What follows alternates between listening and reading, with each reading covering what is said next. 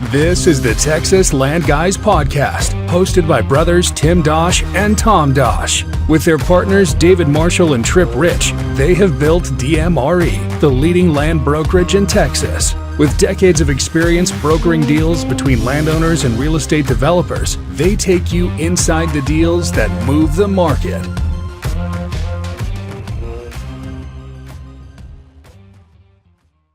Welcome to the Texas Land Guys podcast. Today I've got Tripp Rich in the Austin office. Tripp, how you doing? Man, I'm good. I appreciate you asking. I'm excited to be back on the podcast. It's always a pleasure and a joy. So thanks for having me.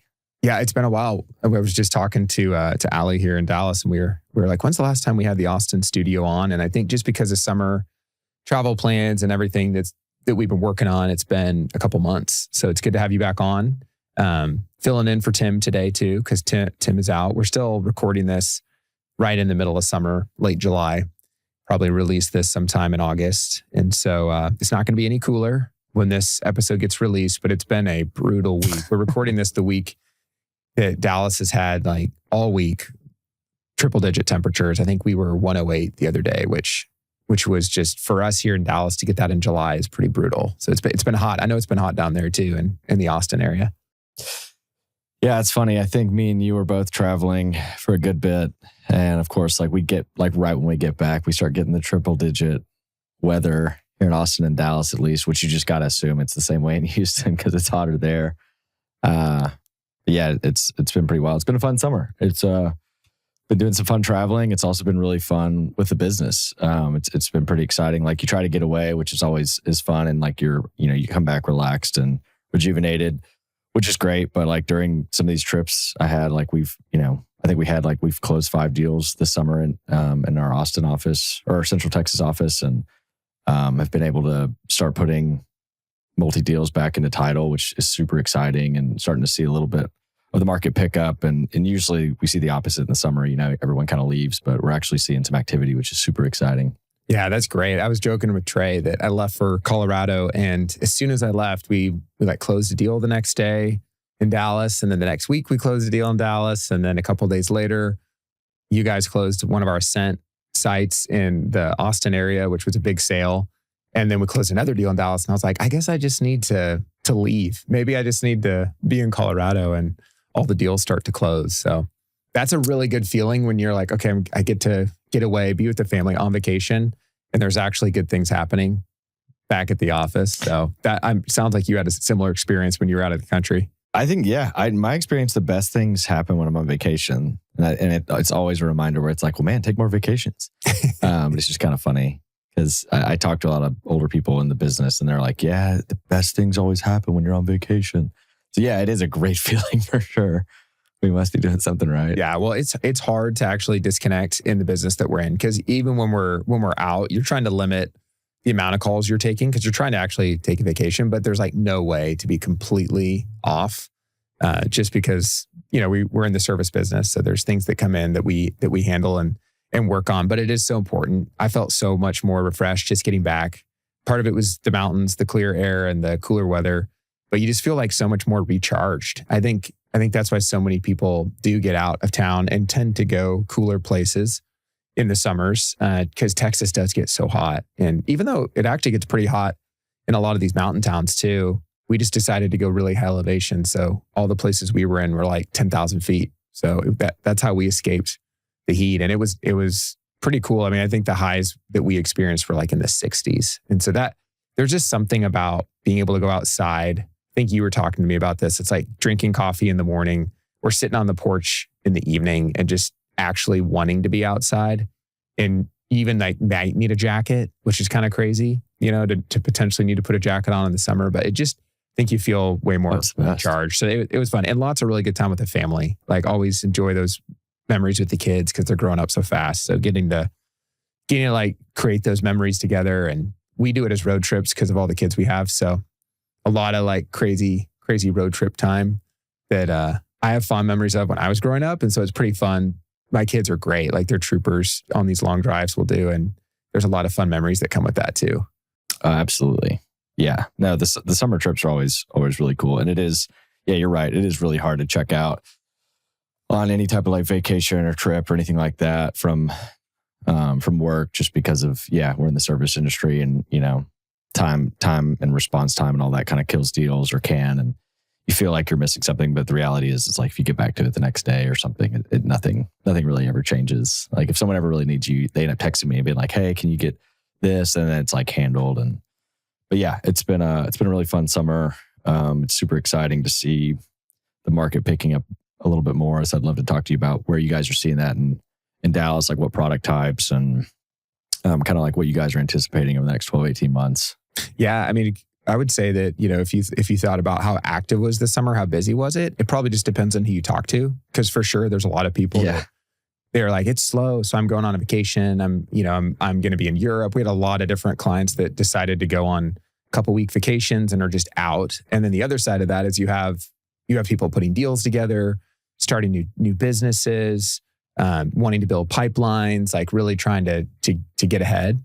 And also by use type, it just depends. Like multifamily remains really difficult to get equity for. So there's deals happening, but it's just, and we've talked a lot about this on the podcast, it's a few clients that are well capitalized doing most of the deals. And then there's a lot of groups that they can't get capital for projects. And so they're not really doing anything. And then if you talk about industrial, it's like game on. It's probably the hottest industrial market we've ever had, which is pretty incredible to say, but it's so hot out here in DFW for industrial. And then single family is also pretty cool. So you have a lot of people just out, just depending on what they're focusing on and what business they're in. And we actually were catching up on this yesterday. You have, like I said, it's just weird. It's like you have groups building pipeline and saying, I want to put 3 deals under contract by the end of the year.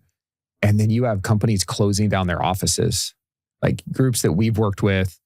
Like one of the groups just closed down their office in Houston. And it's like, gosh, that was really good developers that were on that team, guys that have been in the business longer than I've been in the business, working for that company. And they just decided, like, this market is so hard from a development standpoint that we're gonna close our doors. And I think we're seeing more of that on the multifamily side. I've seen 3 groups in the last couple of weeks decide to either pull out of a market or just pull out of development in the multifamily space. And they can pivot to either other markets that they're in, or they can pivot to acquisitions. We're definitely not seeing that in industrial. We're seeing multifamily developers actually stop building multifamily and start building industrial, which is pretty crazy. And then on the single family side, we definitely saw some layoffs just because of the impacts of, what we've seen in oversupply there. But that's kind of how I would frame it. Like, it continues to be industrial is the hottest, then comes multifamily, but it's pretty far behind industrial, and then single family. And by that, I mean, like, what can you get capital for? Like, how easy is it to get equity for development projects? And that's going to be the order. So what are you guys seeing in the Austin area? Because it's been really difficult there because of the amount of overbuilding you've had, but it sounds like things might be starting to shift and turn a little bit.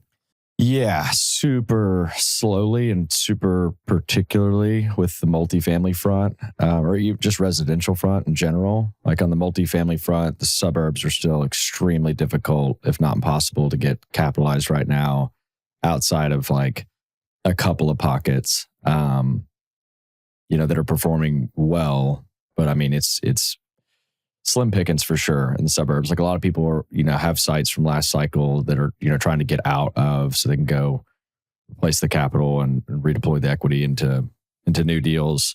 Hopefully in the next 12 to 18 months here, as we see the market continue to improve.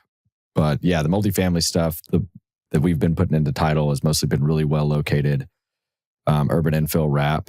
And that's probably like the highest density we're seeing, put into title and actually getting equity interest today, like really well located wrap where the rents are, well above $3 a foot, and there's, minimal supply. And ultimately, like, it's a flight back to quality where people want to live, where equity wants to be long-term and have seen success, in the past and anticipating more of that in the future.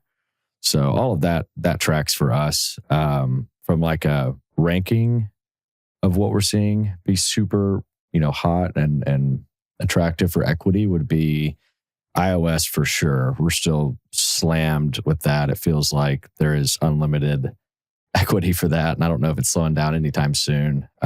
We've closed a lot of those projects this year, and we're starting to see a couple of groups locally start to develop it, which is pretty interesting because most of them want to just buy an asset that's, already built and doesn't have any development risk, has income, or has like an opportunity to get the tenant out and put a new tenant in at market rents or do some value add or something like that. But there's like, minimal amount of these iOS sites. They're all getting called by 10 brokers a day.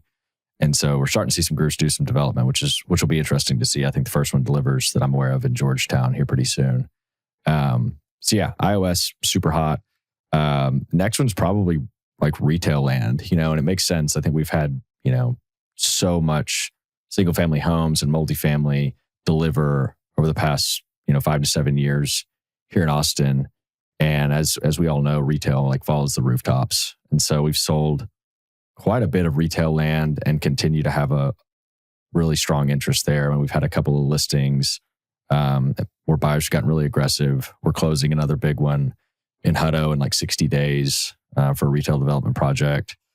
But retail, lots of retail development. So I'd say like iOS and then retail land. And then from there, it's probably going to be a combination of really well-located multifamily in the urban core. And then same goes for industrial. I think industrial is super interesting here because we kind of got overbuilt, but we've had a lot of leasing activity this year. And I think we've got another 5 million square feet in tenant requirements that we're anticipating getting leased between now and the end of the year. So we're looking, 12 months out, we think industrial land, like for development, is going to be really hot. Because I don't think we're going to have a lot of like these larger spaces that are required by these tenants here in like 12 months. So we're pretty excited about that and kind of being on the forefront and go ahead and chasing a lot of those industrial sites and getting with those owners now to kind of educate them on where we're at today versus where we could be in 12 to 18 months. Yeah, so you made a really good point. I totally glossed over retail. And I want to spend, I think, the majority of our time talking about industrial because it sounds like that's the trending use type there. And then that's definitely the dominant use type here. But I think you're right. Retail would fall right behind industrial here. It's just from an activity standpoint because it makes so much sense. There was almost no retail built for so long. Like I remember the days when Target didn't build a store in Texas for like several years. And now you have all of these big retailers, whether it's Costco, Target, Kroger, H-E-B, whoever it is, like a lot of the grocers and then a lot of the just junior anchors, they're building again and building actively because some of these communities that have exploded with growth, like just name a city that's the top fastest growing city in the country. They don't have like any commercial or any services, but there's thousands of people. It's wild. Yeah. So it actually makes sense again.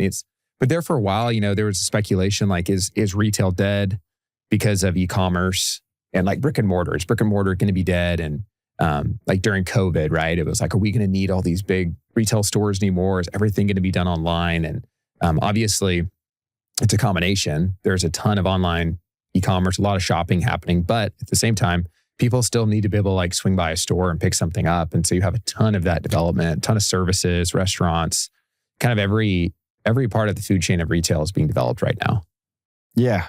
Yeah. No, I mean, it is interesting. It's funny you say that about Target. And I remember us talking about that during COVID and being like, oh, maybe it's all going online, but I don't know. I feel like we do this every cycle. And then, the residential gets overbuilt and then retail rips. And it's like, well, yeah, you have all these homes and you need that convenience. You need the driving home retail center that's got the H-E-B or the Target. I think we've seen 2 Targets be built here in the past 12 months. You're talking about Target. It's funny seeing a couple of those happen. But yeah, it's been exciting to, and it's just been a blessing for us to like close a lot of these like bigger retail projects. Sometimes they can be a little bit difficult or brutal on the smaller ones, but we've had a lot of success with the bigger projects and getting time and getting sellers that are willing to give the time so the retail group can go out and like actually get their tenants lined up so that they can close. And a lot of them are having, great success, which is exciting. So.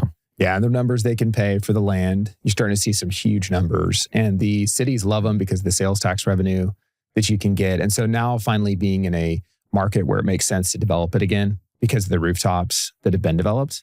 And also, it brings jobs to a lot of these areas. So you have areas like Georgetown, right, that have had so much development where it's like, oh my goodness, like who's going to live in all these apartments? Well, what'll help over time will be a lot of this commercial that'll get developed because there'll be a lot of jobs associated with that. And that'll start to help fill some of these apartments with, good tenants that are making money, that are working at these different stores and different locations. So it's like important. You can't just have rooftops, and then you can't, like you said, you can't have retail before rooftops. And so it all has to kind of work together. And we're finally getting to that point where we're seeing it again. But another point you made was just on the absorption you're seeing in Austin. I want to dive a little bit deeper into that on the industrial side, but I want to throw out a couple stats first of just what I've heard in some meetings around the rest of the state. Just as of this week, I met with a couple different industrial developers, and for our audience, like in any given week, we're sitting down in our office, whether it's Houston, Dallas, or Austin, with kind of the who's who of the industrial developers across the country.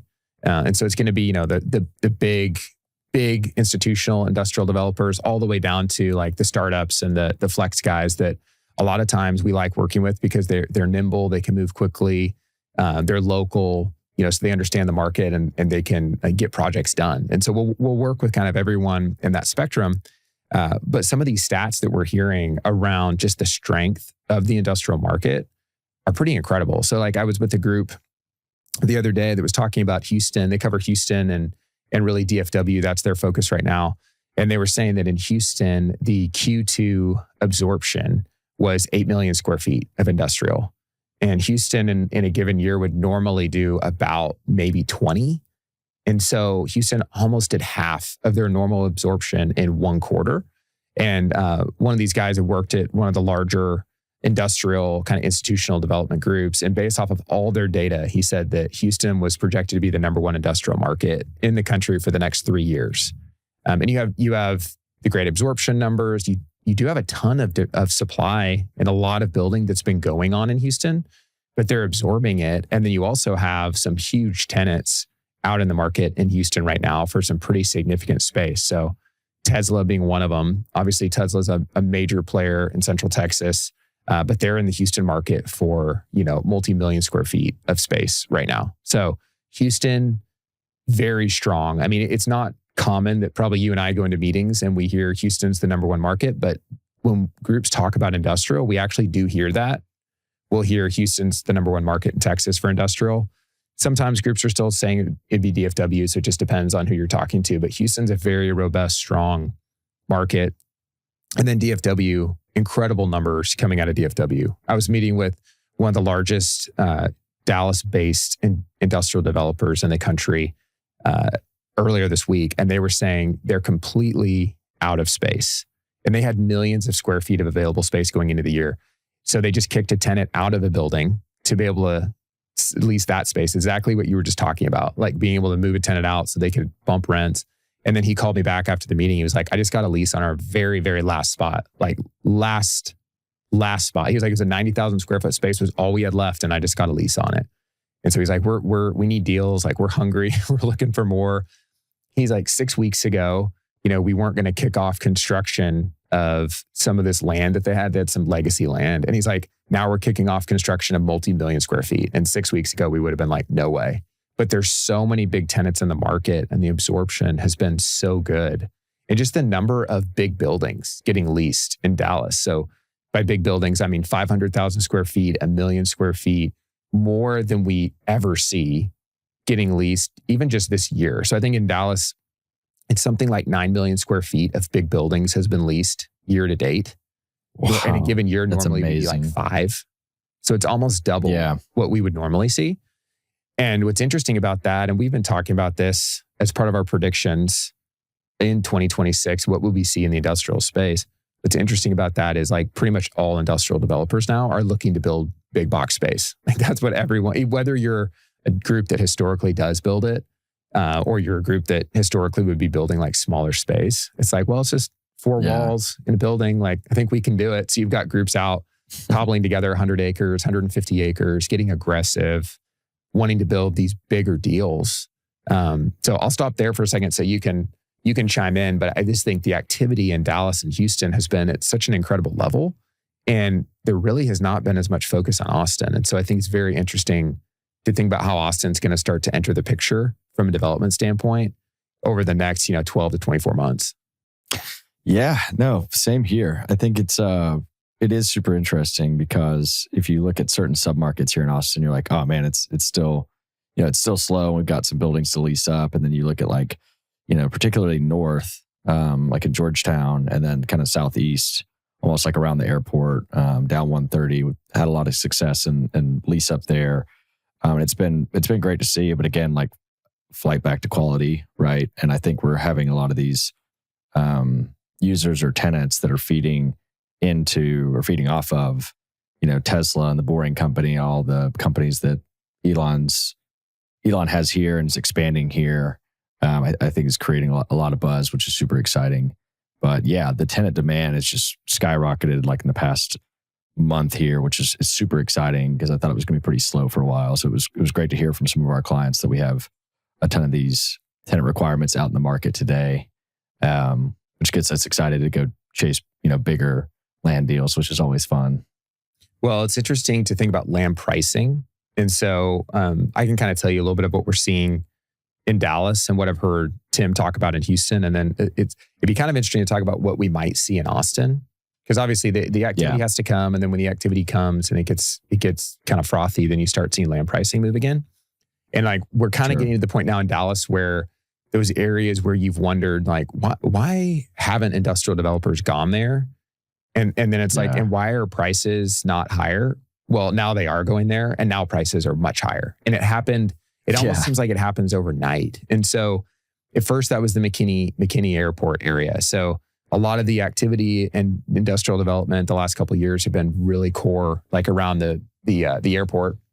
And so you saw some incredible pricing. I mean, the deal that everyone talks about is the Park and Fly site that sold for north of $30 a square foot for industrial, which was a record for industrial land at DFW. So that was a lot of the activity, and it was just like everyone was focused on that area. And then it started to go out, and if you were going to develop up north where a lot of the rooftop growth was and just a lot of the general growth has headed, you were going to have to redevelop. And it was getting so expensive that finally developers just all kind of started following the path of growth to McKinney. And within just a couple months, we saw land prices go from $6 a foot to $15 a foot and higher. And now we have several like closed comps at 15 a foot. And it's a wide spectrum. It's everything from like local small industrial developers to REITs that went up there and paid 15 a foot. And so that happened. And then the next area was the tollway. So back west of McKinney. And it was like, when are people going to start, doing industrial in kind of this Frisco, Prosper area? There's been like a little bit of activity, but only a handful of projects. We did a project with Dolphin, like around COVID time, like just after COVID, but like there's just not much else that had gotten done up there because of zoning. Well, now you're starting to see just some like really aggressive north of $20 square foot numbers to be up north of 380, way out in the suburbs. But in these locations where I think the way we look at it as land brokers, if you don't go take your position now, like that land's going to be a target, or that land's going to be like a mixed use project. Like you can't make land on the tollway, or you can't make land on 75.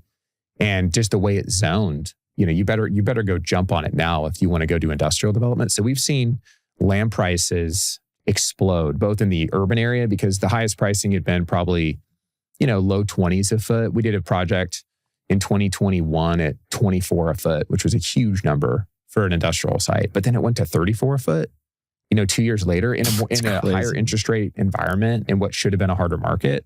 And then the same thing, again, McKinney, 6 to north of 15 a foot. And just so where we've seen that gone. And I know Houston tracks quite a bit behind Dallas per square foot wise, but they've seen something similar. It was all single digit.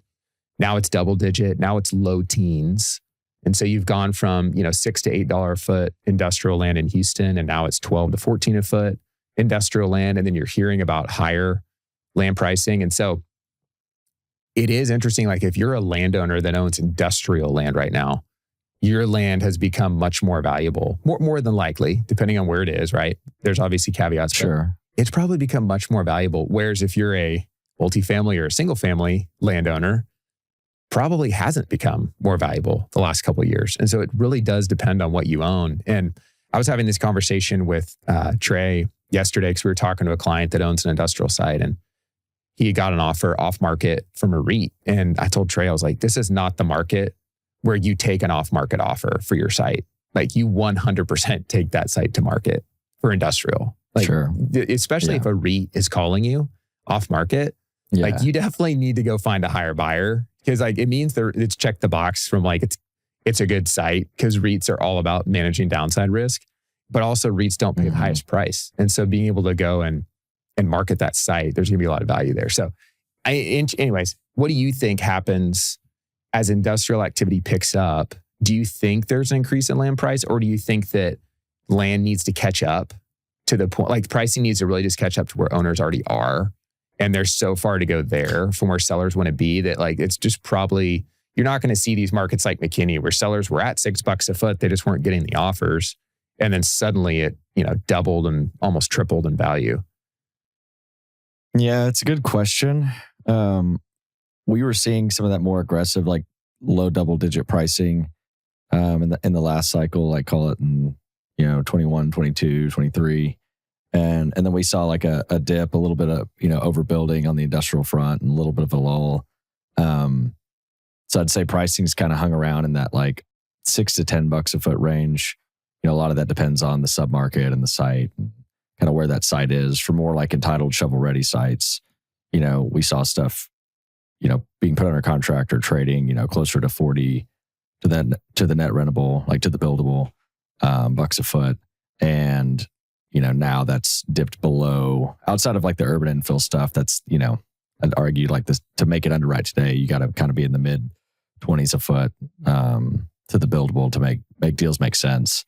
But with all this tenant demand, a lot of it's just rents and tenant demand, right? And so with all this demand happening, we're anticipating there being a lot more interest in larger industrial land plays in specific submarkets here. And we're getting the calls. Like we got, 2 last week, and one wanted Southeast, something that's very close to entitled along 130, and another one wanted one up in Georgetown. And, we've already found opportunities and made offers, and we'll see where those go. But yeah, I'd anticipate the land pricing probably increasing. If I'm an owner, I'm probably recommending them to like market it and give someone some time to go get their deal done. And yeah, it's going to be exciting. It's going to be interesting to see where it goes, like where the demand's been and where we think demand's going to go. Like I think we'll continue to see it up north where all the growth is happening, and like Georgetown along the I-35 corridor, probably the same along 130, especially like around the airport. I think and closer to Bastrop, there's a big gap off of 71 where there's not really any utilities, but with everything that Elon's doing with his economies of scale with Tesla and the Boring Company and everything, SpaceX, it's like you got to think that industrial keeps performing really well around the airport. So we'll see what happens on pricing, but I'm anticipating demand picking up, and then naturally with demand on buyers picking up for development sites, pricing will just go out because there'll be more competition. There hasn't been a lot of competition the past few years. So I think that's allowed land prices to kind of settle, and a lot of these owners saying like, hey, like, I was getting offers at 15 plus bucks a foot, and it's like, hey man, that's great. But most of those people have just been waiting it out. So I think we'll see over the next 12, 18 months, but I'm anticipating it starting to get a lot more aggressive, which is exciting for us. Well, it's interesting because Austin did get so hot that pricing did go to a point where like you didn't really see Houston get as frothy and as hot like that. And so in the mind of a landowner, we were talking actually together the other day with a group that's based out of Austin, and talking to them about some of their land holdings and Ascent and maybe working together on some stuff. And he brought up such a good point that we hear all the time. It's like, you got an offer for $50 million back in 2021. And so your investors are always kind of wondering, like, 50 million, and now any offer that you get from here on out, at 30 million or whatever, feels like you're taking a 50% haircut. But maybe the site was only ever worth 30 million. And so I think that like emotional, mental state that a lot of these sellers are in, which we can both relate to, right? It's like, that's tough. I mean, it's going to be hard to want to go sell for $9 a foot if you had offers at 15, depending on your motivation. Obviously, if you need to sell, you need to sell. But for a lot of sellers, especially if it's a family situation, What we have to explain to a lot of our developers is if they don't have to sell, they're probably going to believe that there's going to be a market someday where the price is 50 million again. So they'll be like, oh, well, maybe it didn't happen in 2021, but if I can hold it for 15 more years, I'd rather sell for 50 than 30. And that's kind of how people think, even though there's a good chance that 50 may never be a number, and if you hold it for 15 years and it comes up to 32 million, it wasn't a good investment to wait, that long for that small of a percentage increase. Yeah. Yeah, no, it's interesting because for a few different reasons. I think, unfortunately, we were a lot of those offers. Like we represented a lot of those like really big offers last cycle. And in hindsight, I probably would have gone to the sellers and be like, would you sell if we got to some, you obviously do it. And it's hindsight's 2020. But I say that kind of jokingly, but it's like, well, yeah, if they didn't know that, if they didn't get that offer, they wouldn't have that number in mind. Because you call them back today and they're like, the offer was at 26 million on South Congress, and you call them back and today, 3 years later, and you're like, hey, and maybe it works like 15, 16 million. And they're like, yeah, like I can't, like I'll do 22, but it's got to be north of that. And it's like, man, we're not even close. And they're like, well, I had offers at 26. And I was like, yeah, in what year? And they're like, 2021. I'm like, yeah, we're 2026. Market's changed. Yeah. Price of money's doubled. So yeah, it is interesting to see that. And, it's always interesting with the landowners that, especially for things that don't have income and what their situation is. I think we've run into that on listings too, where, we took it out to market at the end of kind of the bull run, specifically for multi deals. And, we put under contract, pretty good number. And then, interest rates start to rise and construction costs start to rise and rents start to dip and, they drop it or they extend and pretend and then they end up dropping it. And now it's been, the seller, we've been sitting for 2-3 years now and they're like, man, I want to get sold. I'm like, yeah, I do too. But unless we're willing to take like a massive haircut, then we're going to have to wait it out or give someone a ton of time, which is never fun when like the market looks like it's going to pick up over the next 12, 18 months. So, yeah. That's so interesting. Interesting point. I think not to get too off the topic of industrial. So I want to get back to industrial, but a lot of it is what's your outlook? Yeah. What's your outlook on the market? Trey and I were talking about a site yesterday where we had it under contract and the group needed some more time late last year and the seller just said no. And I told Trey, I was like, I really think the reason he said no, because he's calling us now wanting to sell, right? I was like, it's because he thought the market was getting better. He thought that we were going into 2026, the market was getting better. And he thought, I don't want to stay under contract with this group. The market's going to be better and I'll get something better. And it ended up, we went to war with Iran and it's been another challenging year, very similar to last year. And what's unfortunate is that group went and bought a different site. And I think that's what a lot of sellers aren't realizing in today's market is groups just have a lot fewer arrows to go fire. And it's like, if they fire them, they may not be back. Like they may love your site, but it's just like, guys, I love your site, but I bought another site. And so even though I love it, like you would sell it for less now, it doesn't make sense anymore. So, but not to harp on that, but you made me think of that when you were hitting that point. No, it's real. It's a real thing for sure. I mean, we're seeing it happen on industrial deals, even on some multi areas where like, but yeah, people will come in and offer on a site and seller kind of messes around, and a lot of it's like building trust with those land sellers. I think that they'll follow the economy or they'll look at a stat or they'll see a headline that just doesn't directly correlate to the demand for their property, but they see like one good news in the ABJ or the Dallas Business Journal and they think, oh, the market's booming. And it's like, man, that's the media. Like you need to listen to the brokers that are like talking to the buyers and the sellers every day and night, or day in and day out, and the sellers that usually listen to us usually succeed. And then the ones that end up not, it's sad, because to your point, they're like, oh, well, yeah, it's getting better. And you're like, no, Mr. Seller, it's not. Like we need to do this to have a chance. And then it turns and it's unfortunate. Yeah. But I think that to get back to industrial, it's like, I think that's going to be a big, we'll have another big wave here. And honestly, sounds like just across Texas in general. Like it seems like the Texas Triangle is continuing to expand and grow, and a lot of equity is floating into that commercial space, which is super fun. Well, we didn't hit on it, but I think a massive driver of all of this is that Texas is the data center capital of the world with the number of data centers that we have developed. And so You've mentioned on the podcast 70 proposed, and maybe it's more than 70 now, 70 proposed data centers in the Central Texas region.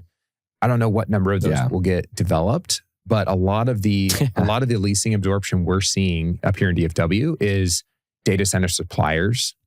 It's the components of these data centers, and it's all adjacency to AI. So it's AI startups, manufacturing, but that whole data center world that we're living in Texas, it's getting more and more restricted and regulated in other states outside of Texas. If you go and see a large percentage of those, or even probably 50% of those data centers get developed, that's going to be such an incredible boom to the Central Texas industrial leasing it's just going to be unbelievable. And that's kind of one aspect, but that's driving the global economy, the US economy right now is all the AI and all the advancements. And I think you're going to really see the benefit of that in Central Texas, because you guys are unique too, because you have so much investment in technology. You have groups like SpaceX and Tesla that want to be in Central Texas. And now you're just going to have more and more, I think, of those types of companies wanting to move there. And so that's going to drive, I think that's what's going to drive a lot of this and, leasing and investment and development. And you can't look at historical numbers to say Austin's a lot smaller industrial market, because that's what a lot of people do. They'll say Austin historically is actually just a really small market. It's, and they'll compare it to Shreveport or something. And they'll say, it's a smaller market and it got way overbuilt and it can't rebound, or it's going to be 10 years. But I don't think what they're recognizing is the velocity of the advancements and the investment in Austin is at a pace that is not even close to historical. And then again, it's a greater Texas thing too. And it's a fact that with Texas being the data center, really the data center hub for the whole world, a lot of that's going to happen in these Central Texas areas. So I don't know if you have any thoughts on that, but I think that's going to drive a ton of the growth. Yeah, it has been really impressive, Tom, what's happened with the data center space here in Austin, especially what's happening with, obviously our heavy focus in technology and AI, and then all the suppliers that are feeding into these data centers. We're getting a lot of calls, specifically just this summer for land sites, in particular submarkets that are close to these proposed or data centers that are underway, that are planning on feeding into these projects. And so time will tell on how many of these actually get done. We're tracking 70 proposed right now. If I had to guess, I'd say it's 1 in 7 or 1 in 10 get done. So maybe it's 10 to 15 of these, bigger projects, but all the big names are either have land and title or have closed on it, and that they'll get it done. I think it's it's like Amazon, Google, Meta, handful of others that are going to get done, and we're anticipating that. And honestly, we're already seeing the positive impact from a land demand standpoint on the industrial front, which is just awesome. But power and local sentiment certainly is misconstrued. A lot of people think that these data centers are going to use up the rest of the very little water that Central Texas has. And in their defense, we are very short on water and utilities in most of these submarkets. But they've also figured out a way to utilize that water one time and then kind of reuse it each time, which has been a blessing that I think most people are not aware of. And a lot of this, data center demand, I think, is necessary for the growth of AI and compute power. So, which I think is, is where we're headed, where people like it or not. So if we can't get them done locally, then people are just going to be waiting on Elon to put them on Mars. Well, and that's a good plug for the episode we just released a couple weeks ago on data centers and a lot of the misconceptions around how water is being used, pull on natural resources, and why are data centers more opposed than nuclear power plants right now from the consumer standpoint? And so that was a good episode. Yeah. Tim and I recorded where we really kind of hit a lot of those myths. So check that out. But I want to say in conclusion, as we kind of wrap up, I'm predicting a Texas industrial land rush. I think it's not a bold prediction at all when it comes to Houston and Dallas, because we're in the middle of it. What I've been telling the guys here is, when markets are challenging. When markets are good, the challenge is you think, what are we missing? Because the market's so hot in a certain area. And that's how industrial is right now. Second place is last place, as you know. And so The good thing is every industrial listing we've been taking out, we're getting several offers. We've had a lot of success. We're getting to closing. We're signing up good groups. And so on the seller representation side, if you own an industrial site, really anywhere in these major Texas markets, give us a call. This is a really good time to be in the market. I mean, I think in Houston and Dallas, you need to be in the market ASAP because you want to be in the market right now when it's this hot because you're really thinking down the road to when you're closing. And in Austin, I think you want to be thinking about getting in the market too, because again, these deals don't close in 30 days. So you want to be positioned in the market as the market's rising. You don't want to be positioned as you've peaked and you're coming down. So I would say, I think we're going to see a land rush across the entire state. I think all we need is Austin to kind of start coming more into the picture. And I think what you've hit on today, Tripp, and just what we're starting to see, I think it's going to. The question is it going to be something we'll see really start to pick up the back half of this year, or is it going to be starting more, early part of next year? But I think it's definitely inevitable. It's going to happen. Tripp, thanks for joining. Good to have you back on. This was fun. We'll get Tim back on the podcast. We'll get all three of us in here, and we'll hit the overall market. And hopefully, he's not too upset that I took the liberty of talking about Houston today for him. But I think we catch up enough that I know a little bit of what's going on down there. So. Yeah. Well, thanks for having me, man. This has been great. I'm excited. Yeah. And to our audience, thanks for listening. Please subscribe. Check us out on YouTube where you can watch these episodes as we record them. And then also definitely visit our LinkedIn page to follow us and keep up with our content. See you next week. Thank you for listening to our podcast today. If you have questions about land you own in Texas, send us an email at texaslandguys@dmre.com and follow us on LinkedIn to stay updated.